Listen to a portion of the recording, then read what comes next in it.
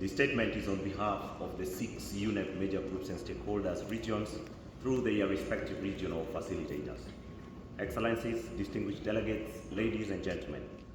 UNEA6 happens at a time when the 3 planetary environmental crises of climate change, biodiversity loss, and pollution are no longer abstract theories, but imminent threats whose impacts are driving global instability and loss of lives and livelihoods beyond reversal. On the one hand, each of these threats carries different weights in each region. On the other hand, these threats are no respecters of territorial and geographical boundaries, despite the variations in contextual impacts. The 6th OECPR, of the highest decision-making body on the environment globally, provides a unique opportunity to break from the status quo. It is a chance to transcend barriers, affirm our shared humanity, and recognize equal rights across regions. In our deliberations on draft resolutions, we must be mindful that every word holds consequences for those least represented among us. The UNEP major groups and stakeholders have found common ground despite our regional differences. We have established a united front that appreciates and is painfully aware of the sufferings of the excluded and most vulnerable within our communities. We have reached out to member states and worked collaboratively with you in our regions and will continue to do so. We have evidence that working with all the 9 UNEP major groups and stakeholders within our regions grants us greater latitude to address the crisis collaboratively.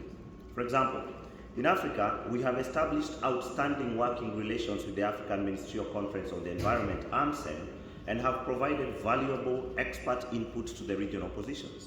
In Europe, we have found means to engage intentionally and meaningfully to reach grassroots-driven and internationally impactful solutions.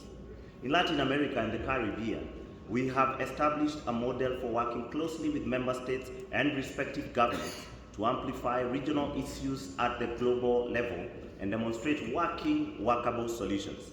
In West Asia, we have been making great strides towards building collaborative structures, and a formal regional forum of environmental ministers would be a significant stride. In the Asia-Pacific region, we have worked closely with the Forum of Ministers and Environment Authorities of Asia-Pacific to prioritize and act on environmental issues.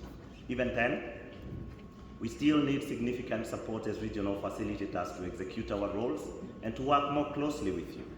We ask you to open your doors, even in regional consultations and briefings, during the OECPR6 and the UNEA6.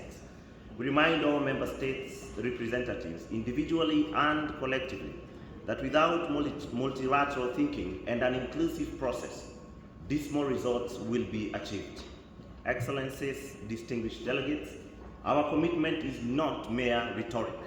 It's a call to action. UNEA6 resolutions must translate into tangible results. Lastly, we wish to congratulate Morocco for their inclusive leadership since election as UNEA6 president and wish them all the best. We, in advance, express our deepest appreciation to all the member states for your objective, open-minded, and progressive engagement during this and the coming week. Asanteni sana.